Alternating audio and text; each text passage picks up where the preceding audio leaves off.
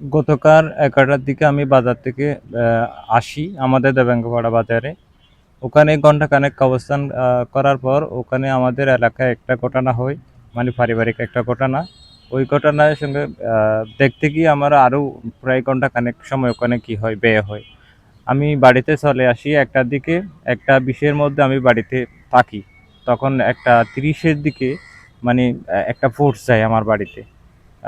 ফোর্সের নেতৃত্ব দিচ্ছিলেন ওই ইকবাল, ইকবাল, এস এ ইকবাল।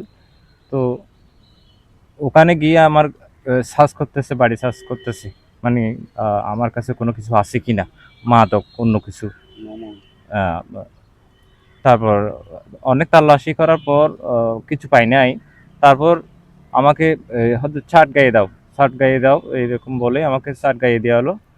আহ, তারপর কিছু দূর আসার পর আমি তখন জিজ্ঞেস করলাম আমাকে নিয়ে আসা হচ্ছে কেন। তারপর ওনারা বললো যে কুত্তার বাচ্চা জানিস না, এমপি সাহেব, এমপিএ আপনারে আপনারে সাওয়া ঢুকাই দিবে। আপনি কি লিখছেন কমেন্টসে, কি লিখছেন, আপনি কমেন্ট করছেন কেন? হ্যাঁ, এনসিপিসু দাও। হ্যাঁ, কিসের এনসিপিসু দাও? সন্ত্রাসী সন্ত্রাসী করো, ছাতাবাজি করো। তো এরকম বলে আমাকে থানায় নিয়ে আসছে। মানে আমার কোমরে লাথি মারছে দুই একটা।